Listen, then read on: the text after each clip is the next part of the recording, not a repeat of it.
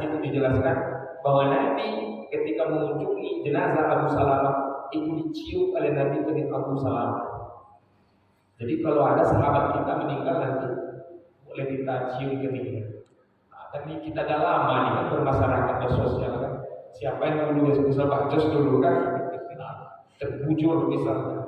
Ya Allah, pakai tua, betul-betul banyak jasa pakai tua, tapi pakai tua cuma kali ini. Kita cium keningnya, boleh. Ibu-ibu ada kawan yang meninggal yang perempuan seperti itu, ya. Itu bukti cinta kita kepada saudara. Kemudian Rasulullah menangis. Dijelaskan, ya. Menangis ini bukan berarti kita tidak ridho terhadap takdir Allah, tapi menangis ini adalah sisi manusiawi dari diri kita. Rasulullah ketika sahabatnya meninggal, Abu Salamah meninggal, dan putranya Ibrahim meninggal, Nabi nangis. Sahabat tanya, Rasulullah kenapa kau menangis? Nangis itu tanda cinta kepada Rasulullah, tanda kasih sayang dari kita. Jadi bukan berarti kita tidak ridho terhadap apa yang dilakukan oleh Allah. Kita ridho, tapi sisi manusiawi kita, perasaan kita bahwa kita kehilangan, kita menangis. Itu disah-sah saja diperbolehkan. Rasulullah menangis, lalu Rasulullah membaca doa. Apa doa Rasulullah? Allahumma ighfir li Abi Salamah. Ya Allah, ampunkanlah Abu Salamah. Warfa' darajatahu fil mahdiyyin. Angkatlah derajatnya ke derajat orang-orang yang mendapat petunjuk. Waghfir lana wa lahu. Ampuni kami dan ampuni dia. Wa wasi' lahu fi qabrihi. Dan lapangkan untuknya di dalam kuburnya. Itu doa Rasulullah. Jadi ini sunnah kalau kita mengunjungi orang meninggal, saudara kita, kawan kita, itu baca doa. Allahumma ighfir li Abi Salamah. Cuma Abi Salamah ini kita tukar. Misal siapa yang meninggalkan? Siapa nama Salamah? Apa siapa nama Pak?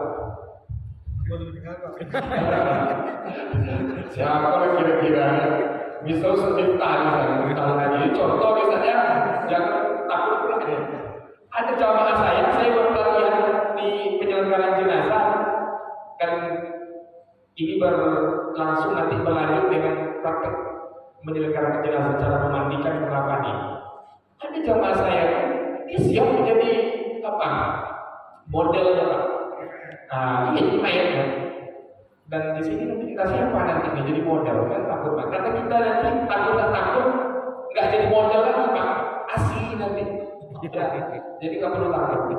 Jadi misalnya Ustaz Miftah meninggal misalnya apa Ustaz mudah-mudahan Allah panjang usianya, Allah berkahi usianya ya. Misalnya terwujudkan Allahumma ighfir yang dibaca oleh Nabi, Allahumma ighfir li Abi Salamah, ganti Abu Salamah itu dengan nama yang meninggal. Allahumma ighfir li Miftahil Hadi. Ya Allah ampunilah untuk saudara kami Miftahul Hadi. Warfa' darajatahu fil mahdiyyin. Angkatlah derajatnya ke derajat orang yang mendapat petunjuk. Waghfir lana wa lahu. Ampuni kami dan ampuni dia. Dah hafal Ustaz? Itu di aku memang lagi modul cuma kalau dari laptopnya bermasalah. Dah hafal Bapak cara Ustaz? Ini bahasa Allah aja boleh. Boleh, bahasa kita boleh. Yang tak boleh bahasa Allah ketika sholat, tak boleh Pak. Misal sholat itu kan takbiratul ihram, Allahu Akbar. Tak hafal iftitah. Iftitah itu menurut ulama 36 banyak bacaannya Pak, 36 doa iftitah. Cuma yang terkenal dua. Allahumma ba'id baini wa baina min khataaya yang sampai akhir. Lalu yang kedua, kabira walhamdulillahi kabira wa subhanallahi bukratan wa asila. Itu doa iftitah.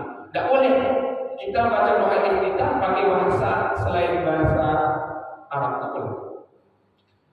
Ini wajah tu baca sesungguhnya wajah dan muka dan ibadah dan untuk Allah, ibu dan mati dan untuk Allah.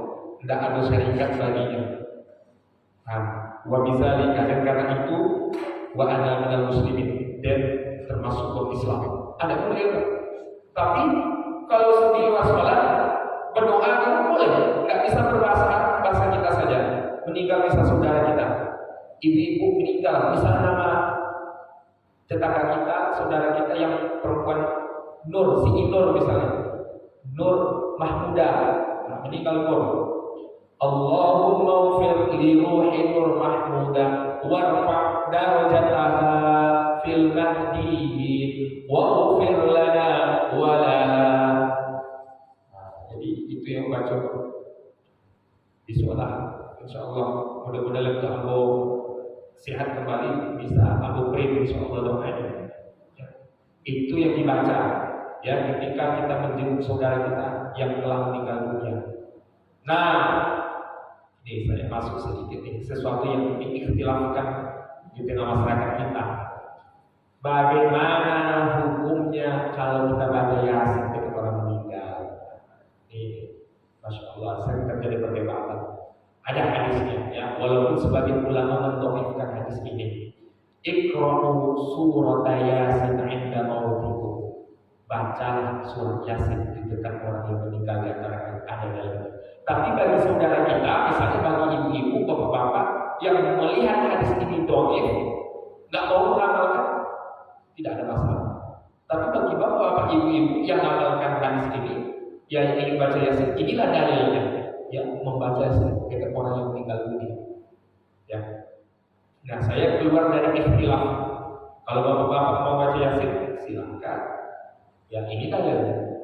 Bagi yang tidak mau, tidak masalah. Ya, tetapi baca doa tadi, kita doakan seperti yang dibaca oleh Nabi kepada jenazah Abu Salamah. Cuma namanya ditukar, Abu Salamah diganti dengan nama yang meninggal tadi. Nah, ketika setelah selesai membaca doa itu, apa yang dilakukan oleh Nabi? Beliau menutup mata Abu Salamah, karena mata Abu Salamah ketika itu terbuka. Kata Rasulullah, sesungguhnya mata itu mengikuti ruh yang dicabut oleh malaikat. Malaikat cabut ruh, itu mata itu melihatnya, menengok gitu. Jadi ketika terbuka, mata Abu Salamah ditutup oleh Rasulullah dan telapak tangan. Maka kita kalau ada mengunjungi saudara kita meninggal, terbuka matanya, tutup. Terbuka terus gimana tuh? Terbelah. Kalau terbelah dia boleh kita pakaikan kain atau apa untuk menutup matanya. Kita usahakan matanya tertutup. Ya. Kalau mulutnya terbuka, diikat dengan kain. Diikatkan di kepala agar mulutnya ini tertutup, terbuka lebar misalnya ternganga mulutnya, ditutup. Ini adab kita dalam jenazah, kita tutup. Itu yang dilakukan oleh Rasulullah terhadap jenazah Abu Salamah.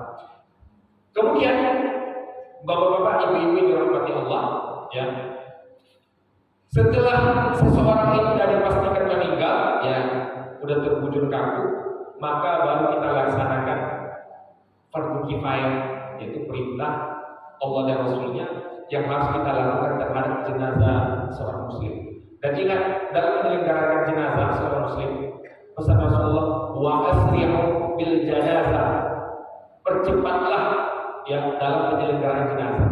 Jadi kalau sudah pasti meninggal orang, itu nggak boleh kita berlama-lama. Itu sangat tidak dianjurkan oleh Nabi. Saya pernah sampaikan, ada di perumahan di dekat Kubang sana, tak jauh dari rumah saya, itu meninggalnya jam 3 dini hari. Meninggal jam 3, ba'da asar belum dimandikan lagi. Kenapa? Ternyata nunggu keluarganya datang dari Medan waktu itu. Ini tak boleh. Kalau meninggal, ya nunggu keluarga boleh. Keluarganya dari Mumbai, dari Makinan, dari Minas, boleh. Tapi kalau nunggu ponakannya datang dari Bali, anaknya pulang dari liburan di Eropa, tak boleh. Tak boleh jenazah itu diperlama-lama. Maka ketika seorang yang sudah pasti meninggal dunia, sudah terbujur kaku, wa asri'u bil janazah, percepat jenazahnya, selenggarakan segera.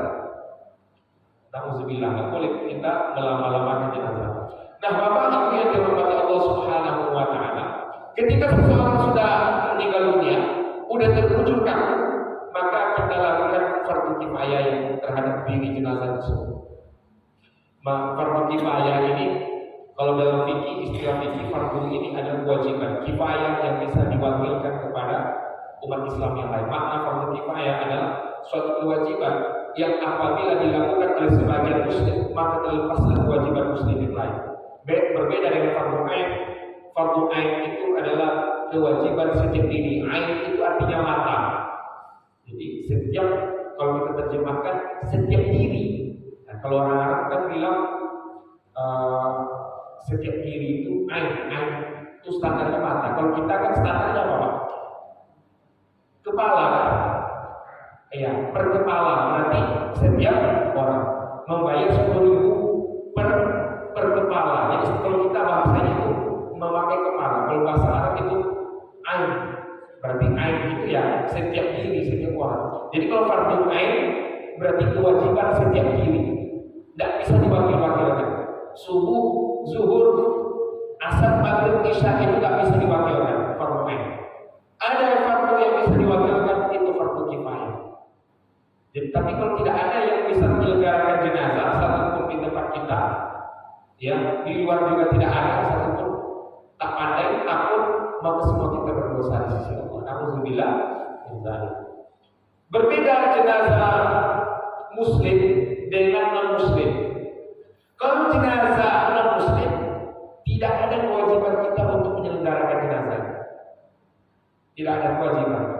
Kalau kita selenggarakan, kita dapat pahala karena kita telah berbuat baik, itu sosial.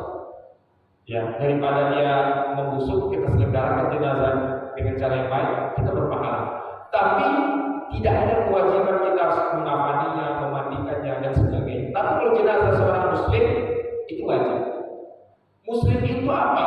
Setiap orang yang telah bersyahadat itu muslim. Terserah dia sholat tak sholat, terserah dia soleh atau salah, terserah dia preman atau ulama, selagi dia muslim kita selenggarakan jenazah. Ada di daerah-daerah tertentu ya konflik gara-gara pilihan politik, gara-gara pilkada, sampai ke apa? Kalau meninggal nanti tidak diselenggarakan jenazah lawan politiknya itu oleh pendukung yang lain. Nah, ini tidak boleh.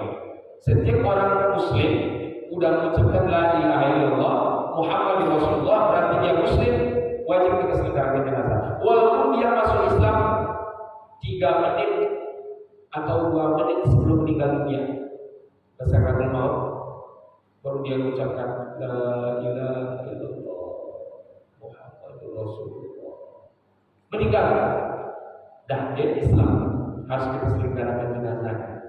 Ya, Ustaz, dia ini waktu masih hidup walaupun muslim tak pernah dia sholat, Ustaz. Cuma KTP-nya aja yang Islam, ke masjid tak pernah. Tapi selagi dia Islam, harus kita selenggarakan jenazahnya. Oh, dia masuk Islam karena pura-pura saja, Ustaz. Karena ingin nikah, kan ada banyak seperti itu, Pak. Saya di masjid dekat Kubang 4 kali membimbing orang masuk Islam. Memang niatnya Allah Alam niatnya ya, tapi memang seminggu setelah dibimbing masuk Islam dia nikah dengan seorang muslimah. Apakah nawaitunya itu karena Allah atau karena nikah? Allah Alam, karena niat itu memang urusan dia dengan Allah. 4 kali. Ya, yang 3 itu Islam sampai sekarang, yang 1 itu udah balik lagi dia ke agama lamanya. Nah, ada orang misalnya udah bersyahadat, dia masuk Islam, tetapi dalam hati misalnya niat dia masuk Islam itu bukan karena dia yakin kepada Allah, ya, tapi dia masuk Islam itu niatnya karena ingin nikah. Berarti kalau kita kaji dalam ilmu tauhid, ya, syahadatnya itu sebenarnya keislaman tidak diterima oleh Allah. Karena syarat diterima syurutu qabul syahadat, syarat diterimanya syahadat kita itu, Pak. Itu dalam ilmu tauhid. Bahas besok dengan Ustaz Jum'ah silakan. Itu syarat diterimanya syahadat kita itu salah satunya kita bersyahadat dengan ahli yakin. yakin kita pada Allah. Kalau ada orang bersyahadat, asyhadu an la ilaha illallah, asyhadu anna Muhammadar Rasulullah. Aku bersaksi tiada Tuhan selain Allah dan aku bersaksi bahwa Nabi Muhammad utusan Allah. Tapi dalam hatinya kita tidak. Yang penting dia nikah misalnya. Itu di sisi Allah syahadatnya tidak diterima. Tetapi kita sebagai umat Islam kalau dia meninggal karena zahirnya dia Muslim, ya walaupun batinnya hanya dia dan Allah yang tahu, tapi karena zahirnya dia Muslim, maka wajib kita selenggarakan jenazah. Ya, ini tanggung jawab kita sebagai seorang Muslim. Nah, apa tanggung jawab kita ini? 4 fardu kifayah. Pertama, memandikan. Ini tanggung jawab kita sebagai seorang Muslim. Yang kedua, menafkahi. Yang ketiga, mensolatkan. Yang keempat, tanggung jawab kita adalah menguburkan. Yang keempat-empatnya ini harus sesuai dengan sunnah Nabi, Pak. Bahasa kitanya tidak boleh kita buat kreativitas ya dalam hal-hal seperti ini karena ini termasuk dalam bidang perkara agama. Ya, itu Pak yang harus kita ingat dalam agama. Kalau dalam dunia kita diperintahkan untuk berkreativitas. Misalnya nih, ibu-ibu kita buat kue, ya. Biasanya kuenya petak, besok dibuat bentuk hati, bentuk love. Ya, besok dibuat lagi berjenjang-jenjang kuenya. Di atasnya coklat, di bawahnya keju, di bawahnya lagi air bakar misalnya. Boleh, itu kreativitas dalam hal duniawi nggak masalah. Tapi kalau dalam agama, dalam hal ibadah, kita tidak boleh berkreativitas, harus berpegang kepada dalil, harus ittiba dengan Al-Quran, Sunnah, dan juga qaul ulama. Nah, begitu juga dalam menyelenggarakan jenazah.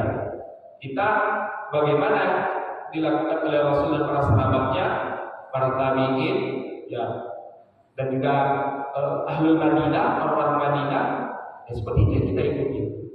Bahasanya adalah kita menyelenggarakannya sesuai dengan fikih. Ya.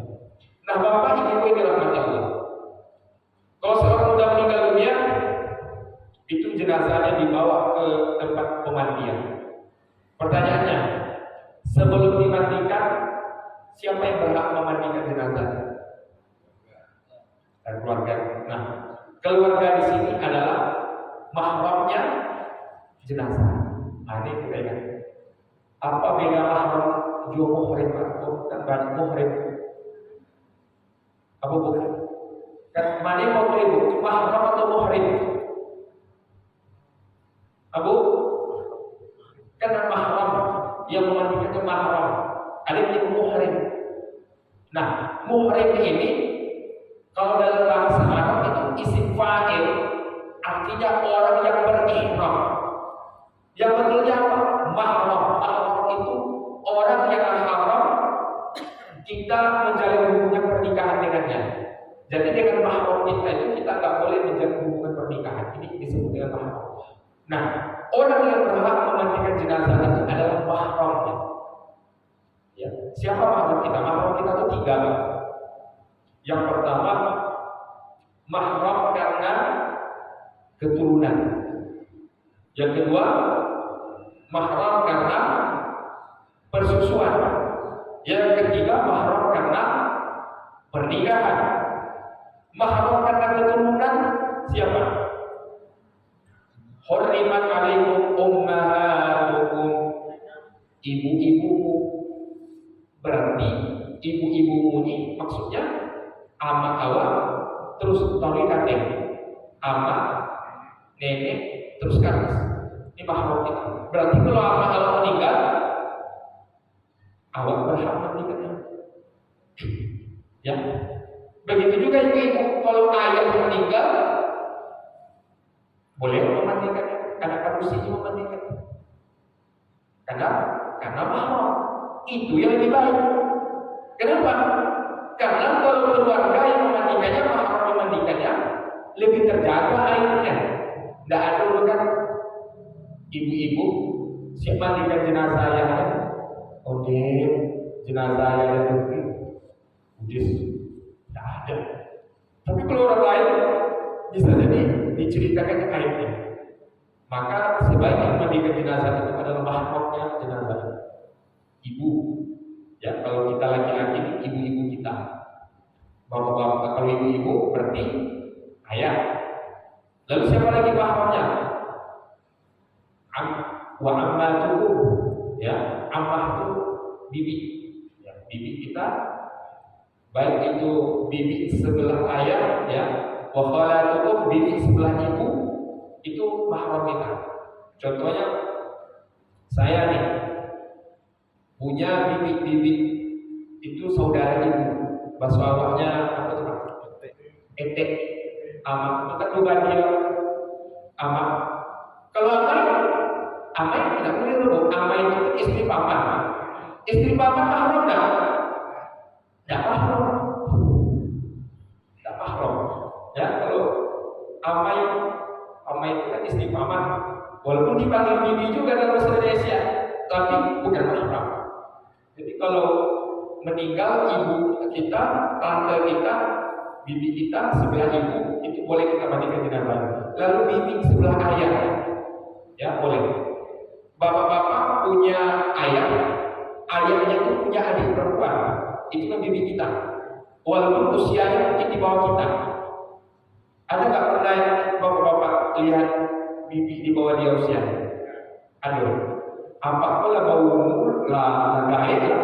Begininya banyak kan punya anak. Berarti anaknya ini awal kan? Amak lah istilahnya. Adik ayah, adik kandung ayah kita, walaupun usianya usia kita, itu boleh kita mandikan jenazah karena itu mahram kita. Kemudian siapa lagi? Saudara perempuan kita itu mahram. Atau bagi ibu saudara laki-lakinya itu mahramnya. Dubadi, kakak beradik, baik itu seayah seibu atau cuma seayah atau seibu saja, itu mahram. Nah, boleh dimandikan jenazahnya. Kemudian siapa lagi mahram kita? Paman itu mahram. Pertanyaannya kalau sepupu mahram enggak? Sepupu mahram. Apa? Misalnya, ya, ampu jabat kakak beradik, abang adik, abang punya anak laki-laki. Ambo punya anak manusia, sepupu bukan? Boleh tidak nikah? Boleh tidak mahram. Baik itu sebelah ibu maupun sepupu sebelah ayah. Kalau dalam anak kita kan boleh kan? Misalnya kalau ibu kakak beradik nih, ya kan? Ibu kakak beradik. Ibu punya anak perempuan, ibu punya anak laki-laki. Kalau dalam anak awal tidak boleh nikah sana ibu. Nah, kecuali kalau ibu sama bapak ini kakak beradik, ini punya anak laki-laki, ibu punya anak perempuan. Nah itu kalau dalam adat kita biasa nikah pulang ke bapak namanya, ya kan? Nikah itu ada mama. Nah biasa dalam adat apa kan? Biasa kalau nikah sama bapak, nikah lagi ada mama. Apa itu deh? Kalau ada jatuh punya mama kan udah kawat, jadi itu kan.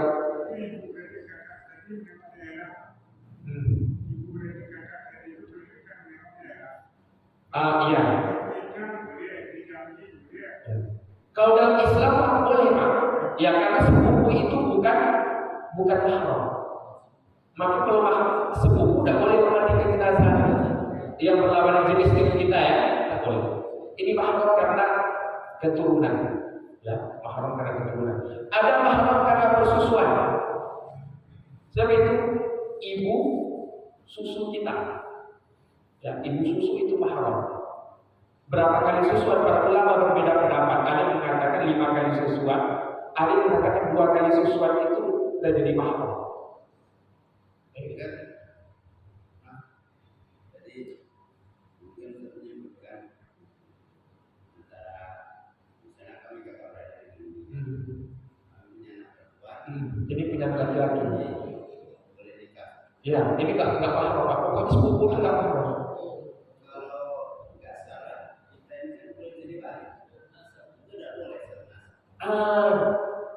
Gini, walaupun boleh jadi wali, ya memang paman itu kan boleh jadi wali, tapi anaknya ini nggak mahram. Ya, anak tante, anak paman, anak opung, ya itu nggak mahram. Sah menjalin hubungan pernikahan. Masa Rasulullah itu banyak ya, kakak beradik, ya ayahnya, itu anaknya dinikahkan satu sama lain. Itu banyak di masa Rasulullah. Walaupun ayahnya itu adalah atau ibunya, tante kita, om kita, ayah kecil lah namanya, itu mahram kita, tapi anaknya tetap bukan mahram. Nah, jadi kalau bukan mahram nggak boleh menikah. Jadi pak, sanak bapak istilahnya kita, itu dalam adat kita itu dianggap kayak kakak beradik. Tapi kalau dalam Al-Quran, dalam surah An-Nisa itu bukan mahram. Ya. Mahram itu ada dua yang diceritakan oleh Al-Quran secara detail tentang mawaris satu, pembagian warisan, mahram satu. Kenapa Allah ceritakan secara detail? Karena dua hal ini yang banyak ditabrak oleh orang. Sholat kan tak ada dalam Al-Quran perintahnya secara detail. Tata cara sholat kan tak ada. Dalam Al-Quran cuma aqimus sholat wa atuz zakat. Dirikan sholat, bayar zakat. Tak ada diperintahkan oleh Al-Quran cara sholat itu tegak berdiri betul dan bilang tak ada. Dari mana kita tahu tata cara sholat? Dari hadis. Shallu kama ra'aitumuni usolli. Sholatlah kamu, kata Nabi, sebagaimana kamu lihat aku sholat. Ya, tapi masalah mahram ini Allah ceritakan secara detail dalam Al-Quran surah An-Nisa. Maka kakak saudara sepupu sebelah ibu sebelah ayah itu bukan mahram. Ya, ini mahram karena keturunan dia. Lalu ada mahram karena persusuan. Ibu susu, lalu saudara sesusuan. Ada kasus dulu di Kubang, ada jamaah saya. Dia nggak punya anak, dia ngambil anak, mengadopsi anak laki-laki. Ibu itu nanya, Ustaz, anak ini besok kalau dia besar, dia ngambil sejak bayi, dia beli anak kan. Anak ini kalau besar besok gimana? Maksudnya gimana apa bu? Ya kan abang sering kerja keluar, kami berdua aja di rumah, besok gimana? Saya bilang nggak boleh, nggak boleh laki-laki perempuan satu rumah, satu tempat. Laki-laki perempuan yang bukan mahram tak boleh, karena posisi ibu di sini hanya sebagai ibu angkat, nggak mahram. Lalu gimana Ustaz agar anak angkat saya ini jadi mahram? Nah ini mudah sekarang. Di rumah sakit Ustaz, rumah sakit Zainab ada program ibu ASI namanya sekarang. Ada alatnya. Dengan alat itu seorang ibu dia bisa menghasilkan ASI berapa kali, walaupun dia nggak punya anak. Maka saya katakan itu program itu ketika ada ASI disusukan anak ini, berarti anak ini jadi mahram ibu. Kenapa? Karena ibu susuan. Ada programnya sekarang di rumah sakit ini. Masalah detailnya kayak gimana nanti silakan dicek nanti. Nah jadi transfusi darah. Ini ada perbedaan pendapat. Ini kajian kontemporer. Ada yang mengkiaskannya, menyamakannya dengan menyusukan anak. Karena gini, air susu seorang ibu saja, ya, masuk ke tubuh kita, air susunya sampai 5 kali susu, termasuk bisa satu. Ya. Kata beliau, kata sebagian ulama, air susu ibu saja mengalir di tubuh kita menyebabkan ibu itu jadi mahram bagi kita. Ini gimana kalau transfusi darahnya itu diambil mengalir dalam tubuh kita, apakah dia bisa jadi mahram kita? Ini mesti dalam kajian para ulama. Walaupun ada ulama yang mengatakan dia jadi mahram. Kenapa orang ini jadi mahram? Karena dikiaskannya dengan air susu tadi. Ini perlu pengkajian lagi. Wallahu a'lam bishawab ya, transfusi darah. Tapi jelas air susu udah jelas ya. Dalam fikih itu al-wada'an ya. Itu dibahas tentang menyusukan seorang anak di bawah usia 5 tahun, maka menurut para ulama 5 kali susuan, ya termasuk ini mazhab Syafi'i, 5 kali susuan ini anak sudah jadi mahram kita. Jadi kalau meninggal ibu susuannya, boleh dia memandikan jenazah ibunya tadi, karena sama posisinya dengan ibu kandung. Tapi harus diingat Pak, ini ASI ini jadi ibu kita itu berlaku untuk 5 tahun ke bawah. Karena zaman Umar pernah terjadi dulu, seorang istri minta cerai dari suaminya. Kenapa? Karena suaminya tuh minum ASI istrinya. Berarti kata istrinya, oh berarti lah mahram lah, jadi apa-apa memang mahram. Itu gimana tuh? Ya, seorang suami ke istrinya itu gak jadi mahram. Karena persusuan itu syaratnya jadi mahram, jadi ibu susu itu kalau usia 5 tahun ke bawah. Kalau sudah itu jadi mahram, lah jadi mahram masa dong? Itu harus pintar-pintar ya. Jadi kalau suami ke istri tidak masuk kategori seperti itu. Ya, ini bagi anak bayi. Antum paham kan tadi maksudnya? Tidak paham ya? Susah juga. Ya, jadi gitu. Ini mahram karena persusuan, termasuk ya mahram itu adalah saudara persusuan. Ada di masa Rasulullah dulu suami istri, sahabat Ansor. Suami istri dia punya anak satu. Istrinya ini wanita solehah, laki-lakinya ini suaminya laki-laki yang soleh. Suatu hari mereka sedang jalan-jalan bawa anaknya. Ketika bawa anaknya tadi, tiba-tiba datang seorang budak perempuan tua. Budak itu bukan budak bahasa Melayu, budak ada kalau dalam bahasa Melayu, budak kecil, hamba sahaya, ya hamba sahaya. Datanglah nenek-nenek bekas hamba saya. Lalu dia ngomong kayak gini, Pak. Kamu katanya sama si suami, waktu saya masih muda, saya pernah bekerja pada keluargamu dan kamu saya yang menyusukan waktu masih bayi dulu. Lalu tunjuknya ini jalan. Saya waktu masih muda pernah juga bekerja jadi pembantu di rumahmu dan kamu waktu bayi saya juga yang menyusukan. Karena kebiasaan orang-orang itu ya mengupahkan menyusukan anak, bukan ibunya yang menyusukannya, tapi orang yang diupahkan. Jadi dibawalah masalah ini ke Rasulullah, disumpahlah nenek tadi. Betul, si laki-laki ini kamu yang menyusukan waktu bayi? Betul ya Rasulullah. Yang perempuan ini istrinya kamu yang menyusukan dulu? Betul ya Rasulullah. Kalau gitu kalian berdua saudara sesusuan, cerai. Diceraikan oleh Rasulullah. Tak boleh nikah. Jadi kalau ada ibu-ibu menyusukan anak tetangga misalnya kan, nggak bisa keluar kasihnya, nggak apa-apa, cuma bilang ke anak kita, itu udah bagi waktu, udah hujan besok, ancak ya Pak, ancak, coba aku, tambah cantik, tambah soleha dia Pak, adik susuan kamu waktu dia bayi dulu ibu yang menyusukan, dibilang kayak gitu, agar tidak ada pernikahan. Haram hukumnya menikahi saudara sesusuan. Ini mahram karena persusuan. Ada yang mahram karena pernikahan. Mahram karena pernikahan ini itu ada 3. Ya. Mertua, ipar, mertua, ipar, siapa lagi? Anak tiri. Sedikit lagi. Ya. Mertua ini mahram selamanya. Ya. Ibu punya ayah mertua. Awalnya ayah mertua itu tidak mahram, tapi karena kita menikah dengan anak laki-lakinya, ayah mertua itu jadi mahram kita. Jadi kalau meninggal suami, ayah mertua jadi dengan kita, tidak apa-apa. Sama dengan ayah kandung itu mahram. Ya.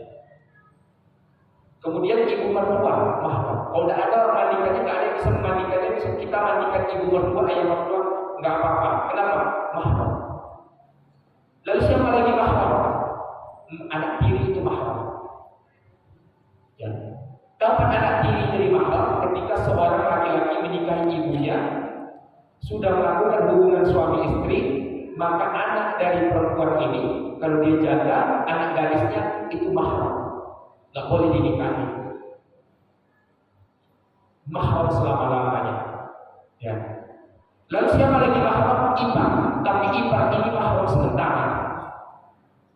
Nah, apa punya istri, meninggal istri, ada adiknya, janda, meninggalnya, sopi adiknya, kakak kamu, unimu kata meninggal, ya kan anak-anak juga ya cucunya, ya dan kamu lah, kamu kan tantenya, enteknya, iya bang, ya gimana kalau kamu gantikan posisi kakakmu, nggak boleh, ya. Tapi kalau hidup kakaknya, kita nikahi kakaknya, nikahi juga adiknya, nggak boleh. Ya, kecuali dulu sebelum masa Rasulullah SAW, syariat nabi-nabi terdahulu, ya seperti Nabi Yakub itu istrinya kakak beradik, itu boleh. Syariat Nabi Yakub itu boleh. Tapi setelah Nabi Muhammad nggak boleh menikahi kakak beradik sekaligus, kecuali kalau udah meninggal kakaknya. Nah, baru nggak mahram tinggal lagi, boleh dinikahi. Tapi kalau mertua itu mahram selamanya. Kalau meninggal mertua, nggak ada mandikan jenazahnya, anaknya nggak bisa. Nah, kita boleh memandikan jenazah mertua karena mahram. Jadi yang mandikan jenazah adalah mahram. Kalau nggak ada mahram, orang yang jenis kelaminnya sama dengan jenazah. Kalau yang meninggal itu laki-laki, maka laki-laki muslim yang memandikannya. Kalau meninggal itu seorang wanita muslimah, maka wanita muslimah yang memandikan jenazahnya. Jadi itu dua orang yang berhak memandikan jenazah seseorang kalau yang meninggal dunia. Soal kita ya, baik bapak ibu-ibu dirahmati Allah, karena kajian kita pada maghrib terbatas, kita cukupkan sampai di sini. Insya Allah pada bisa kalau ada waktu nanti ya boleh kita duduk-duduk membincang-bincangkan tentang fikih jenazah ini. Saya tutup, yang benar datangnya dari Allah, yang salah datangnya dari saya sebagai manusia biasa. Pada Allah saya mohon ampun, pada bapak ibu mohon maaf sebesar-besarnya. Wallahul muwaffiq ila aqwamit thoriq. Wassalamualaikum warahmatullahi wabarakatuh.